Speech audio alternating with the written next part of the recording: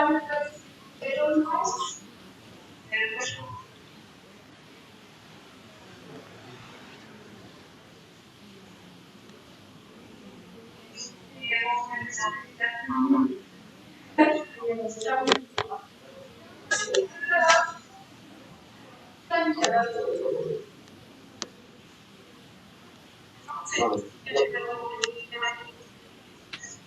va encore attendre 2 petites minutes et puis si personne se rajoute, on commencera.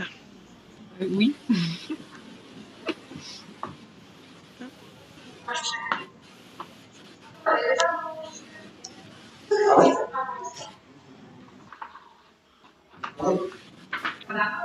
C'est encore des sous-groupes beaucoup plus petits que dans les classes maintenant. Hein. Oui, ça c'est sûr.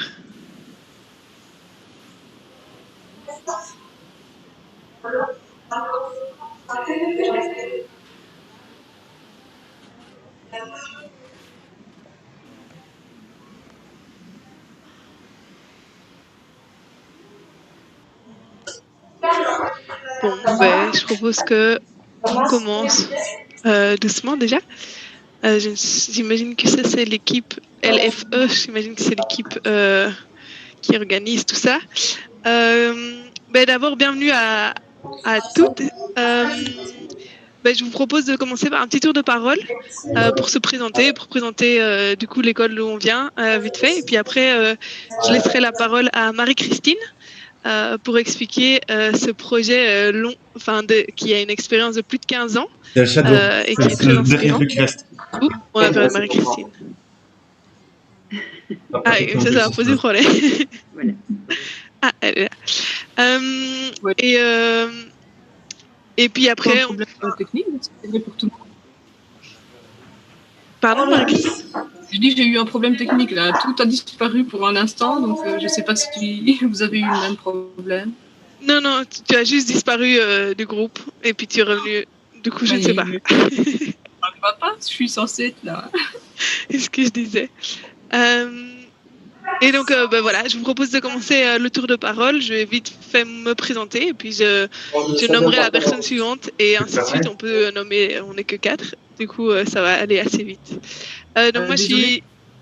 Il n'y a pas eu de souci de connexion pendant tout le début. Là, Chabot t'a laissé, mais là, il faut... Oui. Voilà, je viens de me reconnecter, j'espère que ça va. Super. Oui, sur cette machine, donc moi, je suis Hélène de Fourny, je suis formatrice à annoncer la couleur. Et du coup, nous, l'idée, c'est qu'on forme sur les questions de société. On fait de la formation continue d'enseignants et de futurs enseignants. Voilà, on offre des outils et des ressources à propos de ça. Et on organise aussi ces journées d'inspiration. Voilà, je laisse la parole à Ariane. Oui, bonjour toutes. LF05, je ne sais pas si c'est... Madame... Bonjour à toutes. Moi, donc, je représente l'école Jules Verne. C'est une école qui n'a pas encore ouvert, qui ouvert en septembre 2021 sur le campus de Feria à Anderlecht. Donc, c'est une école à pédagogie active et en immersion néerlandais qui accueillera les élèves du premier degré. C'est un degré d'observation autonome. Et donc, voilà, moi, je me suis inscrite à cette journée parce que notre organisation hebdomadaire, nous organisons en P90, donc on a des périodes de cours de 45 minutes. On a reperdu Marie-Christine et donc dans ce cadre-là, ça nous permet de dégager pas mal de temps et donc on réfléchit vraiment à la participation active des élèves à différents projets dans le cadre de ces ateliers du jeu de comme nous les avons eu jusqu'à présent. Et donc je viens, moi, à la pêche aux bonnes idées. Je crois que c'est le bon endroit. La parole à Isabelle. Pardon? Je crois que on est au bon endroit. Oui, ça va. Donc je donne la parole à Isabelle. Attends.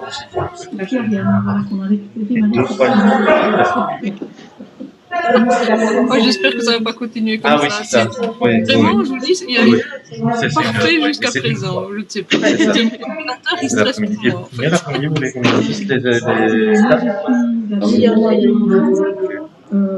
Je travaille donc dans un département pédagogique et je veux suivre un atelier, c'est ce volume de l'atelier qui me suit. Et ça m'a fait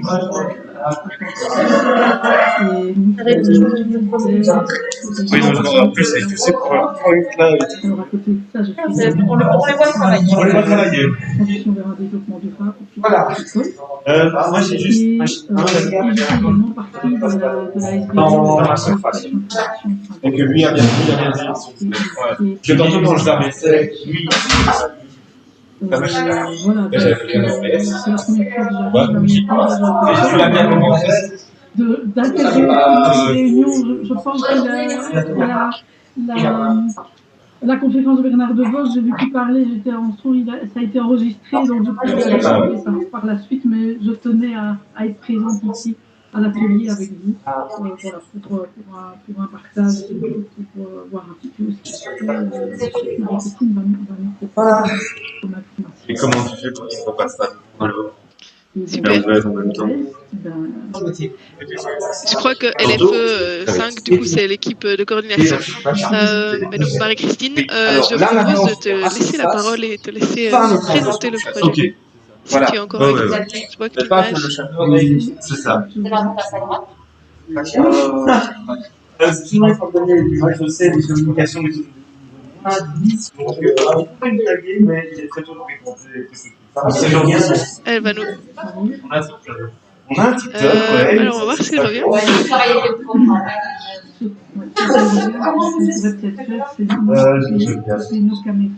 Pour que ça aille mieux. Ouais. Oui, tout à fait. Normalement, en bas à gauche, Marie-Christine, ce qu'on propose pour éviter que tu repartes et tu reviennes encore, c'est de nous couper nos caméras dans un premier temps et notre son pour que ça demande moins d'efforts à ton ordinateur. Ok. Et donc, ça te convient. Je dois faire comment? Oui, je me posais la question. Non. Ah d'accord, ça va. Mais j'espère. Franchement, je suis déçue de ma connexion. Mais c'est toujours compliqué dans ces cas, comme c'est une division. Si vous avez juste un exposé complètement haché, c'est pas top. Ouais. Enfin. Ok. Croisez les doigts. Oui. La JV, c'est à moi? Exactement. Ok, ben je vais partager mon écran, on va déjà voir si ça fonctionne. Voilà. Est-ce que ça va, vous voyez? C'est super.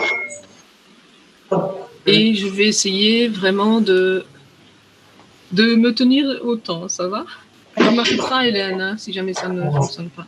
Ça marche. Ouais. Ok, donc aujourd'hui, je vais vous parler du projet de notre école, École du futur pour la démocratie, qui a quand même une durabilité certaine, puisqu'on le met en pratique depuis 2005 et qui est bien vivant aujourd'hui en 2021, même s'il vivote plutôt cette année-ci, ça marche pas. J'ai parfois mis plus d'informations sur les slides que ce que vous direz, mais bon, le but aussi, c'est que vous le voyez aussi. Après,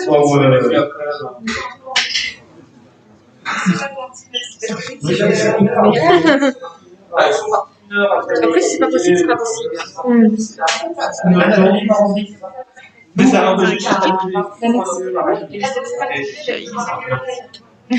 Au week-end, moi je suis à Vincent d'Avenir lundi et mardi. Mais lundi, je suis disponible sans problème. Mardi, c'est peut-être un peu plus. Oui.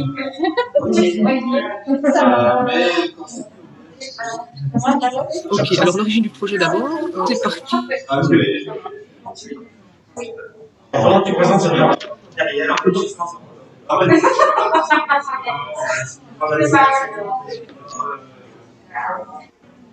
Je vais appeler la technique, voir si.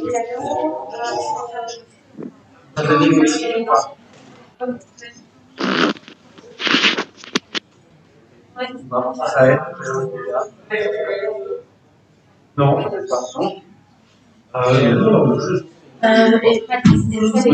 Bien, merci beaucoup. À mon avis, c'est pas possible. Probablement, ouais. Parce que nous, on est toujours dedans. En fait, quand elle Ah oui, dans la waiting room. Ouais. Là, tu sais, Voilà, vous m'avez retrouvé là. Oui. Je suis vraiment désolée, c'est très très gênant. Je partager mon écran. À la limite, Je vois qu'elle apparaît. En fait, elle revient tout le temps, mais comme ça. La caméra, ça faut lui parler. C'est là. Attends. la vidéo, c'est ça. Et là, vous voyez mon écran. voir le. Oui. Voilà. Identifier la web. Là, vous voyez mon écran. Oui. Ok, ça va. Bon, bah, on va essayer. Donc, je disais, ça a commencé en 2005. Non, si elle a la Centre 4G, pour c'est par son l'égalité des téléphone chances, et qui vous demandait à demande des si écoles elle de a des PowerPoint à participer aux partager. commémorations des délibérations des camps d'Auschwitz. Et donc, notre école a participé à ce projet. Et ce que ça a supposé, c'est que 25 élèves de notre école sont allés le 27 janvier 2006 à Auschwitz. C'était un voyage qui était affrété par l'armée belge, un C-130 de l'armée belge. Et c'était une expérience extraordinairement marquante parce que là, ils ont eu accès à des témoignages. Et il y avait 200 élèves autres qui les Oui, ça malheureusement. Et ce qui était aussi très très marquant, c'était la météo, puisqu'il faisait moins 16 degrés, le camp était recouvert de neige. Et donc, le but de l'expérience, c'était également que les élèves, quand ils étaient de retour en classe, ils partagent leur expérience. Et donc, cette année-là, ça a donné lieu à quelque chose de très prolifique. Une exposition que vous voyez là d'ailleurs et qui est toujours visible dans une des classes de notre école, une fresque murale. Ils ont aussi tourné une vidéo avec Monsieur Van Ruystensveld, qui était notre personne ressource de l'époque, voilà, qui avait accepté de participer à tout et qui est un ancien résistant de la Deuxième Guerre mondiale. Et donc, ça nous a tellement marqué qu'on a décidé, avec les profs qui participions au départ, c'est-à-dire 4 professeurs, de pérenniser l'aventure en se disant il faudrait que nos élèves en recto vivent le même genre d'expérience chaque année.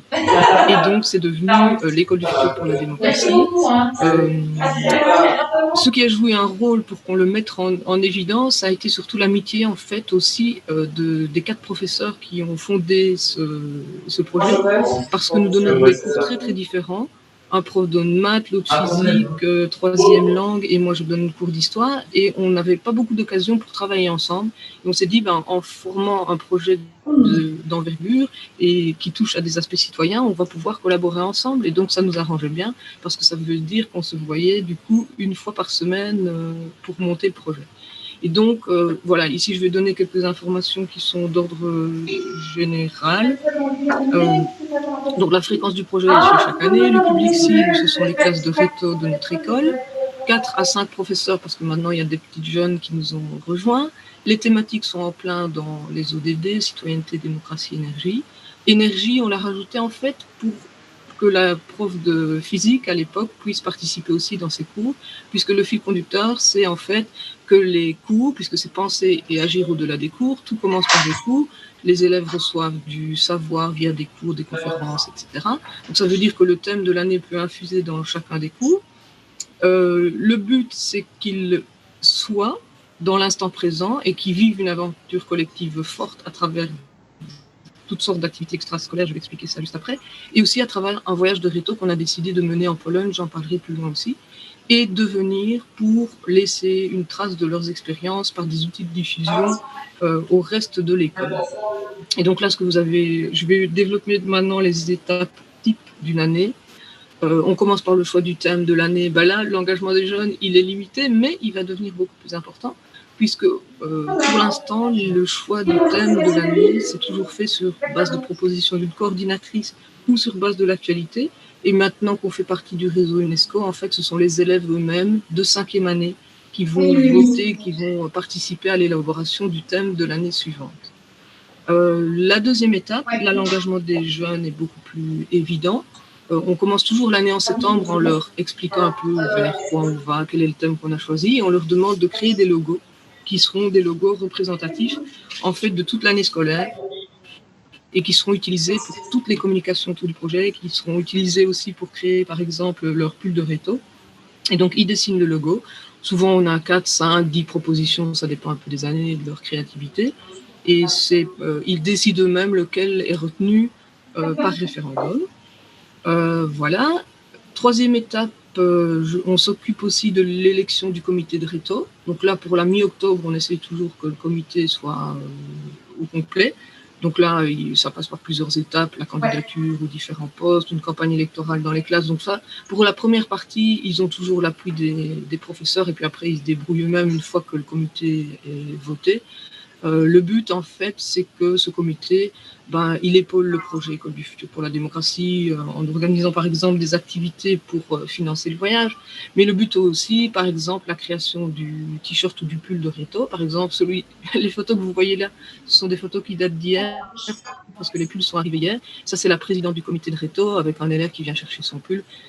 C'est le logo de cette année-ci. C'est eux qui s'occupent de la gestion de A à Z, de la fabrication, et voilà. Ce point-là. Et puis eux, ils sont chargés aussi de tout l'aspect festif qui est super important dans une Reto, l'organisation de la Saint-Nicolas, le bal des Reto, etc., etc. Étape numéro 4, on choisit des activités extrascolaires. Là, on essaie aussi que ce soit fixé pour la mi-octobre ou plus tard. Et donc, ça commence toujours là par un appel à projet auprès des élèves sur le thème de l'année en disant, voilà, on voudrait travailler sur ce thème-là. Qu'est-ce que vous nous proposez pour cette année? Par exemple, le thème de cette année-ci, c'est tous pionniers. Bah oui, en 2020-2021, on est tous pionniers, on doit tous réinventer les choses. Et 2 élèves ont proposé des projets. Le premier, c'est un projet d'entraide scolaire. C'est le petit logo qui a été dessiné à cette occasion-là, vers la réussite et au-delà.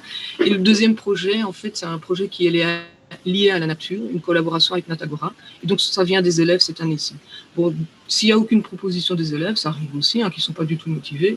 Dans ce cas-là, les coordinatrices débordent toujours d'idées. Donc, on propose notre choix. Après, les élèves s'inscrivent aux différentes activités sur base volontaire. Donc, ça veut dire que tous les Reto ne participent pas à ces activités extrascolaires. Et puis, l'étape suivante, c'est de réunir chaque groupe de volontaires pour établir le planning de l'année en fonction de leur enthousiasme, de leur disponibilité. Et donc, le planning de l'année, ça veut dire quand est-ce qu'on peut se voir en dehors des cours, les mercredis après-midi, parfois les samedis matins, ça c'est plus rarissime, sur des temps de midi, pendant des heures de fourche, ça dépend un peu chaque année aussi. L'étape numéro 5, c'est un voyage de Reto qui s'organise en Pologne. Pourquoi en Pologne? Parce que la Pologne est un pays extraordinairement riche, évidemment, de lieux de mémoire. Ici, vous avez 3 exemples de camps qu'on a visités au fil des ans avec eux. Un tout à fait au nord de la Pologne, le camp du Szczytów, qui est beaucoup moins connu et très très très peu fréquenté. Celui de Gross-Rosen qui se situe plutôt à l'ouest, que je ne dise pas de bêtises, oui, près de la frontière allemande. Et évidemment le camp de Szczytów. On y va entre fin février et début mars. Pourquoi? Ça, c'est une volonté du groupe de coordination qui a toujours estimé que ce genre de lieu, ça se visite. Enfin, vous voyez ici, par exemple, oui, c'est une belle journée ensoleillée, mais il fait très froid, on est en février. Ou parfois, la plupart du temps, c'est sous la neige, comme vous voyez là. On estime que ce genre de lieu, voilà, c'est beaucoup plus marquant et beaucoup plus frappant si on le visite dans des situations d'inconfort.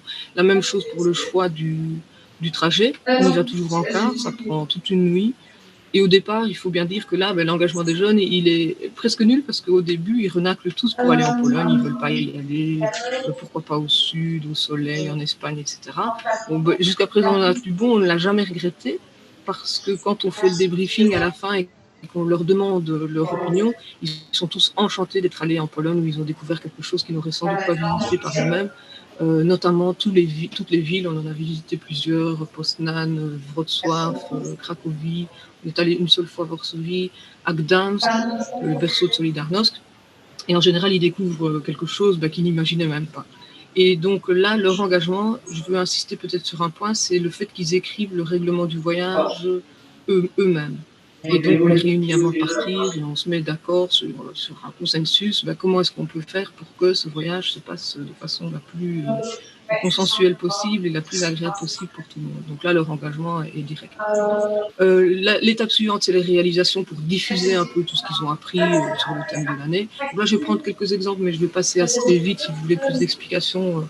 Ça peut être sous forme d'une pièce de théâtre. L'année où le thème était le nucléaire, une troupe d'élèves a présenté le panne de M. Schultz, qui est basé sur la vie de Marie Curie, Monsieur Curie. Pardon, c'est parce que je vois Monsieur. Ils ont aussi participé à un congrès et la dame que vous voyez là, c'est Marie Pinas, elle est décédée assez récemment, et qui était une rescapée d'Auschwitz. Là, vous voyez aussi, par exemple, le pull qu'ils avaient dessiné cette année-là.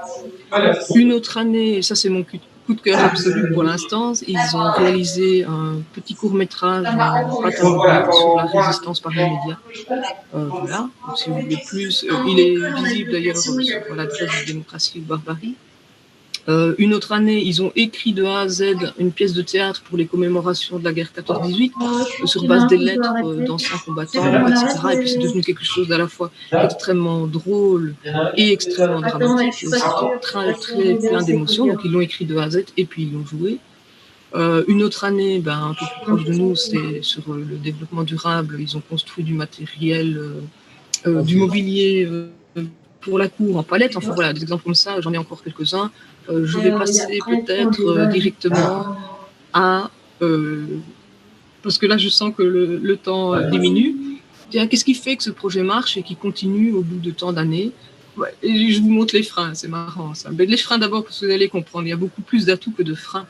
Le frein principal, c'est toujours le manque de temps, parce que l'année scolaire, vous savez ce que c'est, on est pris par les cours, mais aussi par 36 000 autres choses. Je dirais aussi que chaque fois, les rares années où on a demandé des subsides, les méandres administratifs qu'il fallait passer ont été extraordinairement pompants et énergivores, et pour au final, voilà, se tracasser beaucoup plus juste pour avoir de l'argent. Là, franchement, c'est quelque chose qui nous a beaucoup refroidi, et depuis, on essaie toujours de monter des projets qui ne demandent pas d'argent, en fait. Comme ça, on évite de perdre son énergie pour des choses administratives simplement. Beau, mais ça. je voudrais surtout souligner tous les atouts. Personnellement, je trouve que voilà, le principal atout, c'est du côté humain, évidemment, à commencer par les jeunes et l'engagement des jeunes eux-mêmes. Moi, je suis toujours sidérée et absolument pleine d'admiration devant leur positivité, leurs idées novatrices, leur fierté, leur joie. Enfin, c'est pour ça qu'on fait ce projet-là. C'est parce que justement, il y a tous ces retours-là. Pas de tous, évidemment, on ne touche jamais toute l'entièreté. Mais ceux qui participent à tous ces ateliers extrascolaires, voilà, ils en sortent avec quelque chose qui les a marqués et dont ils se souviendront toute leur vie, je pense. Du côté des personnes aussi qui font que ça marche vraiment très très bien, tiens, les nombreux partenaires extérieurs. Moi, je suis aussi toujours sidérée par l'incroyable volonté de tous les partenaires, que ce soit des personnes, des témoins comme M. Van, dont j'ai parlé tout à l'heure, ou des organismes comme le CCLJ, par exemple, avec qui on a beaucoup travaillé. Et des gens motivés qui donnent de leur temps, etc. L'appui de la direction est évidemment super important. Et là, ici sur la photo, vous voyez les 4 fondatrices du projet et la directrice de l'époque, qui était quasiment devenue une amie au final, et qui nous a soutenus de façon inconditionnelle. Et c'est toujours vrai aujourd'hui, à tel point que voilà, le projet est inscrit dans les établissements, et que certaines années, on a des heures de coordination pour mettre ça sur pied. On a leur soutien et la confiance. Enfin voilà, il y a énormément de choses qui font que c'est super positif. La petite taille de l'école, évidemment, est très importante aussi, parce que ça veut dire que, personnellement, moi je donne cours d'histoire à tous les rétos, donc je les connais tous personnellement, et ça fait quand même beaucoup aussi. Le caractère récurrent du projet aussi, parce que ça permet des économies d'échelle. Alors, ici c'était l'atelier notes. Ça pendant les questions-réponses, je suppose. Et oui, non, je peux le confirmer. Je voudrais peut-être que c'est bien sur ce que Bernard devait alors, donc, si les adultes s'engagent, on peut obtenir des élèves des trésors d'action positive, de motivation, et encore plus si on se met au service de leurs idées. Les années où le projet venait d'eux, ce sont des années qui sont attention à tout ce que tu fais, spectaculaires au point de vue des réalisations. Voilà, et clairement, moi, ce projet, il a donné encore plus de sens et plus de raisons d'aimer le métier d'enseignant et de donner une leçon. Ça commence, il y en a qui vont finir. En fait, il y en a qui vont finir. Il y a une partie des débats qu'on n'enregistre pas. Attends, je sorte de là et que je revienne. Donc voilà, je vais en donner. Seul, d'ailleurs. Par contre, si après tu peux faire on t'a bien entendu. Je sais pas, j'ai si le 5, tu peux la montrer. Les ateliers, je les ai notés ici en fait. Mais d'ailleurs, si tu as encore envie d'ajouter 2-3 choses, je pense qu'il y a atelier encore 1 le temps. pro, atelier 2, alors, atelier 3. Vous voyez toujours mon écran? Ouais. 9, Oui, le tout à fait. nouveau, le 10, le Parce que moi, je ne vois que mon écran, donc je pourrais revenir. Je ne sais pas si vous voulez que je développe un truc en particulier, que je mette peut-être les atouts. Alors, c'est celui-ci, hein. Je Pour ne me trompe terminer pas. sur du positif. J'ai été trop vite, peut-être. Non, c'était juste, voilà, si tu toujours n'avais en cours. pas envie de creuser quelque chose en particulier là maintenant. J'ai creusé. Les vidéos sur YouTube, c'est juste qu'ils les mettaient.